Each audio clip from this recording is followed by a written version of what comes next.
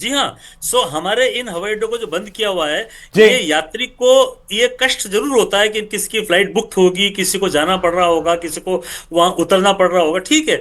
ये देश के लिए ये किया है, इसको एक्सेप्ट करना चाहिए इन ए राइट स्पिरिट, और कहना चाहिए कि हवाई अड्डे बंद है और कोई और तरीके से चले जाओ, कुछ और मैनेज कर लो आप। लेकिन हवाई अड्डे को बंद करना जरूरी, आपको किस लिए बताया कि सिविल कैजुअलिटी नहीं होती है। अगर वहां पे एयरलाइन आएगी, बॉर्डर एरियाज के हवाई अड्डे, एयरलाइन आएगी, एयरलाइन टेक ऑफ करेगी, अगर कोई मिसाइल उसको लग जाए, हमारा हो या उनका मिसाइल हो, वैसे तो आजकल मिसाइल भी बड़े एक्यूरेट होते हैं, वैसे जी। ऐसे लगते नहीं है, लेकिन फायर में हो जाए तो नुकसान बहुत होता है। उसमें पैसेंजर होते हैं, निहत्थे होते हैं, उनको लगना बहुत जरूरी होता है, गलत होता है। इसलिए हवाई अड्डे को बंद कर दिया है। अब हवाई अड्डे अवेलेबल है ओनली फॉर डिफेंस फोर्सेस के विमान, आर्मी नेवी एक्सपो किसी का भी हो।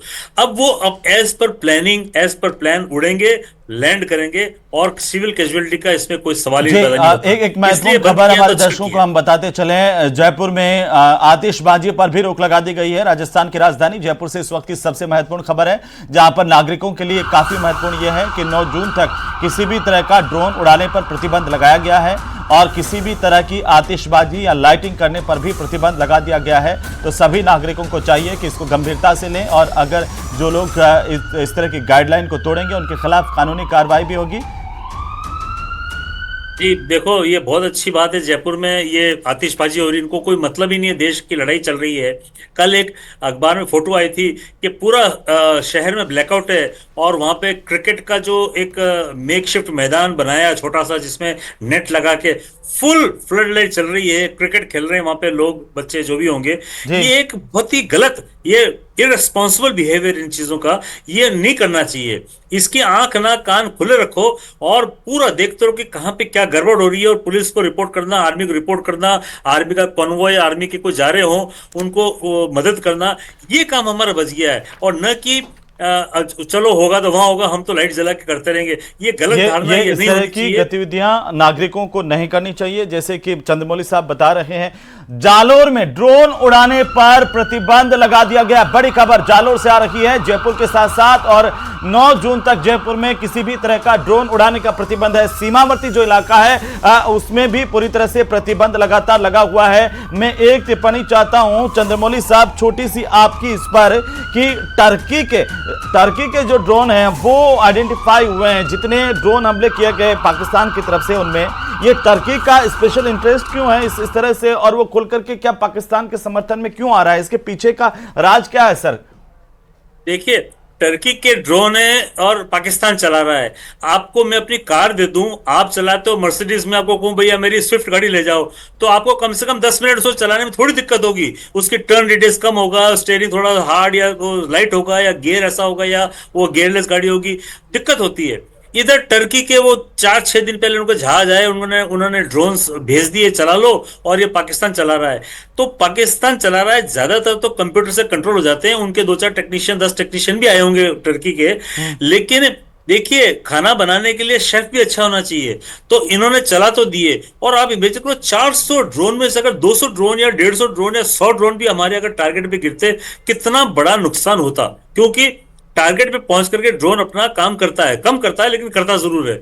लेकिन 400 ड्रोन भेजे, और 400 में से ऑलमोस्ट 350 पौने 400 टूट गए, 2-4-10 गिरे, वो भी खेतों में या किसी घरों के ऊपर गिरे हुए, टारगेट के ऊपर नहीं पहुंच पाए। तो ये टर्की के ड्रोन या चाइनीज के जो HQ9 है, इनके सिस्टम है एयर डिफेंस का, ये सब फेल हो गए इनके, और चंद्रमौली साहब, मैं इनको थोड़ा सा मेंटेनेंस। आपको रोक रहा हूं। जयपुर में 9 जून तक ड्रोन उड़ाने पर प्रतिबंध लगाया गया है। जालोर में भी आतिशबाजी पर प्रतिबंध लगाया गया है।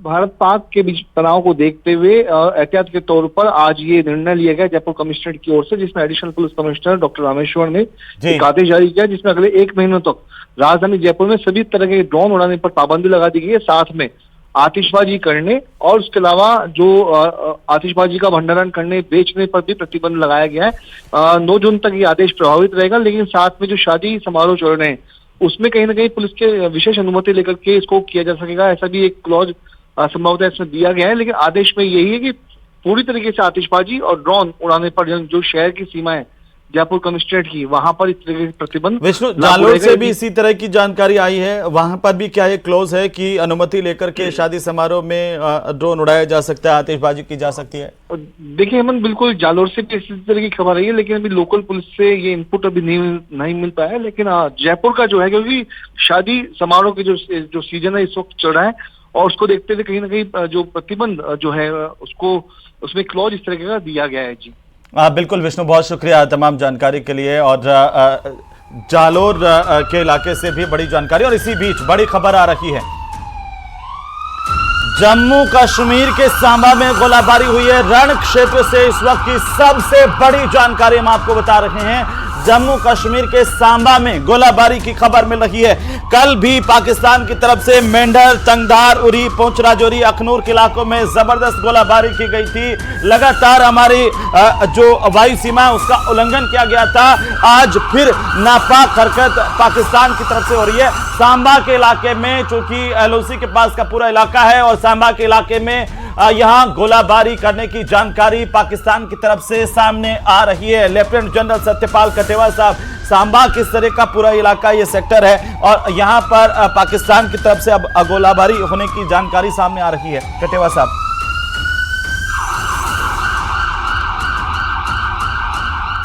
और इससे बीच हमारे दर्शकों को दिखा दें हम जो जैसलमेर की तस्वीरें आ रही है। ब्लैकआउट है पूरा 6 बजे से, और सुबह के मॉर्निंग के पहली किरण के साथ, यानी कि सुबह के 6 बजे तक है।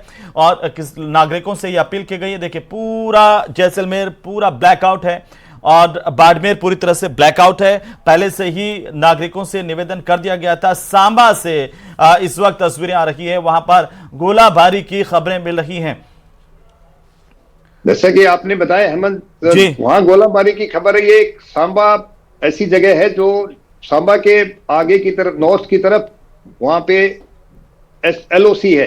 सांबा में इंटरनेशनल बॉर्डर है। सांबा एक ऐसी जगह है जहां से इंटरनेशनल बॉर्डर शुरू होता है और उसके ऊपर एलओसी है। तो एलओसी की कंटिन्यूएशन ही है जम्मू कश्मीर के लगता हुआ ये सांबा शहर है, वहां से 30-35 किलोमीटर दूर। तो यहाँ पे कल भी हुई थी, और कल उन्होंने कोशिश की थी कि इन्फिल्ट्रेशन करके आतंकवादियों को अंदर घुसा करके, आतंकवादी अपना इस तरह की आतंक की हरकत करेंगे तो उनका डाइवर्ट हो जाएगा टेंशन, और फिर सारी लड़ाई रोकने की कोशिश वो कर सकते हैं। ये उनकी कोशिश होगी।